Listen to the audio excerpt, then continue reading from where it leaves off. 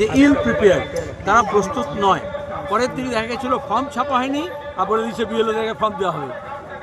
বিএলওদের উপর চাপ হয়েছে, ঠিকমতো ট্রেনিং হয়নি, সার্ভার, মোবাইল, ডেটা এন্ট্রি এগুলো কোনো ব্যবস্থা হয়নি। বিজেপি তৃণমূল প্রথম থেকে বাংলাদেশি, রোহিঙ্গা, হিন্দু, মুসলমান এইসব করতে গেছে। আমরা এই জন্যই সহায়তা কেন্দ্র বলেছিলাম এবং বিহারে বলেছিলাম অভিজ্ঞতা থেকে যে এত কম সময়ে যেহেতু ভোট ছিল তাড়াহুড়ো করতে গেছে, অনেক ভুলভ্রান্তি হয়েছে। সুপ্রিম কোর্টও বলেছে, বারবার সুপ্রিম কোর্টকে ওখানে গিয়ে ব্রেক কষাতে হয়েছে। আমরা এখানে বলেছিলাম যে তোমার সময় বাড়াও। আমি নিজে বলেছি, প্রথম দিন থেকে বলে আসছি যে এত কম সময়ের মধ্যে হবে না, কারণ এরা জ্ঞানেশ কুমার হোক আর বিজেপি হোক বাংলাকে চেনে না, এখানকার সমস্যা জানে না। এখানে যে আদিবাসী আছে, যে তপশিলি আছে, চরবাসী আছে, উত্তরবঙ্গের বিস্তীর্ণ উদ্বাস্তু মানুষ আছেন, মতুয়া আছেন, রাজবংশী আছে, সংখ্যালঘু মানুষ আছে, এই যে বৈচিত্র্য আছে, সবার তো একরকম রুটিন না। আর শিক্ষকদের দিয়ে করাচ্ছে, স্কুলে শিক্ষক নেই, পরীক্ষা আছে, তো আজকে রোববার দিন তারা পরীক্ষা ইংরেজিতে দেবে। আমাদের পরীক্ষা আছে স্কুলগুলোতে, পড়াশোনা নেই। এটা বুঝে চোর পালালে বুদ্ধি বাড়ে, আমরা স্বাগত জানাচ্ছি। কিন্তু এই যে খেসারতের ক্ষতিপূরণ কে দেবে?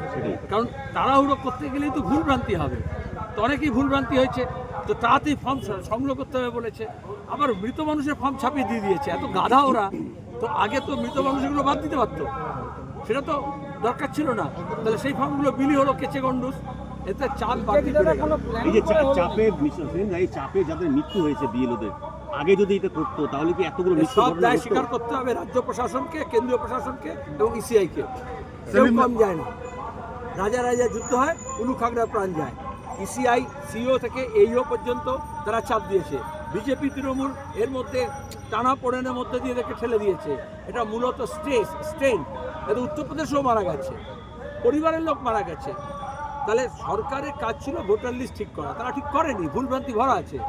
মৃতদের নাম বাদ দেওয়ার কাজ ছিল ইলেকশন কমিশনের, তারা করেনি। আর এখন সব চাপ মানুষের উপর দিয়ে দিয়েছে, বিএলএর ওপরে আর মানুষের ওপরে। এটা সবসময় দক্ষিণপন্থীরা তাই করে, নিজেরা কাজ করে না আর মানুষকে ব্যতিগ্রস্ত করে, যেমন নোটবন্দির সময় করেছিল। কালো টাকা উদ্ধার করলো না, মন্ত্রী খাটের তলা থেকে কালো টাকা পাওয়া গেল, আর অথচ মানুষকে বললো তোমাদের ব্যাংকে লাইন দিয়ে টাকা জমা দাও। কি হলো? কালো টাকা উদ্ধার হলো? দাদা, আপনি 59 এবং 56 মিলিয়ে দিলেন দেখলাম একটু আগে। সবসময় বাংলাতেই তো কথা, এতে কি বলে বাংলা? আর মেলাবো বলো, কত মেলাতে পারি আমরা? বাংলার এরকম জোড়া শব্দ আছে, হ্যাঁ? কেন বলে এসব জোড়া শব্দ? কেন বলে? কারণ একই রকমের মানে হয়, সেই জন্যই জোড়া শব্দ বলে। যখন বলে সড়ক পথে যাচ্ছি, সড়ক মানে যা, পথ মানেও তাই, দুটো আলাদা নয়, কিন্তু আলাদা নামে ডাকে। বিজেপিকে এরকম একটা নামে ডাকছে, আরএসএস এরকম অনেক আন্ডা বাচ্চা দিয়েছে। তো উত্তরবঙ্গে এরকম 100টা নাম বলতে পারি যারা আরএসএস এর বিভিন্ন সংস্থা বিভিন্ন নামে কাজ করছে। আপনাদের আগে আপনি বললেন নারী পাচার বেড়েছে, নারী পাচার বেড়েছে, আপনি কিন্তু মানে সংখ্যার দিক দিয়ে তাই বলছে, নারী পাচার বেড়েছে, শিশু পাচার বেড়েছে, এমনকি অল্প বয়সী মেয়েদের পাচার বেড়েছে। এই চা বাগানে অনেক বেশি হয়েছে, উত্তরবঙ্গে হচ্ছে।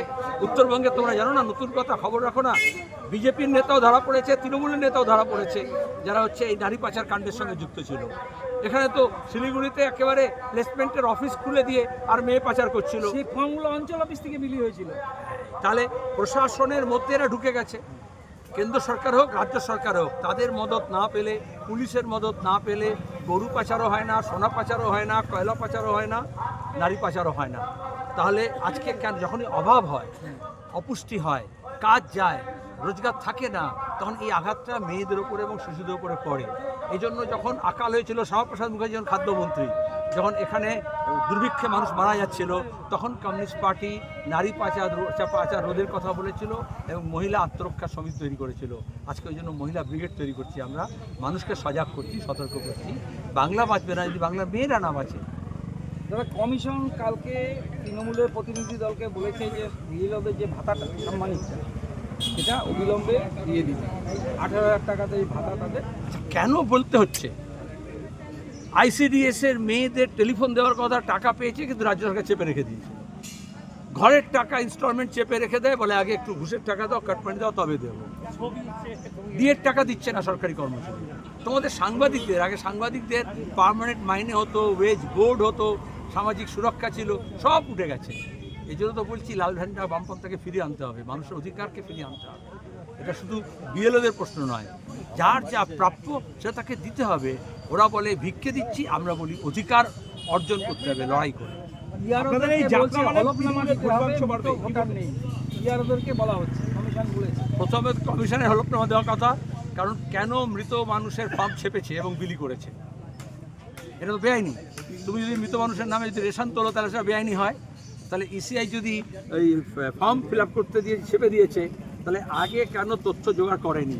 এবং আজকের দিনে ডিজিটাল ইন্ডিয়া, ডিজিটাল না ডিজিটাল, তাতে দাঁড়িয়ে হচ্ছে তোমার গিয়ে সব গোরস্থানে, সব শ্মশানে, সেমেট্রিতে, বেরিয়াল গ্রাউন্ডে নাম লেখাতে হয়, ডেথ সার্টিফিকেট দিতে হয়, তবে সৎকার হয়।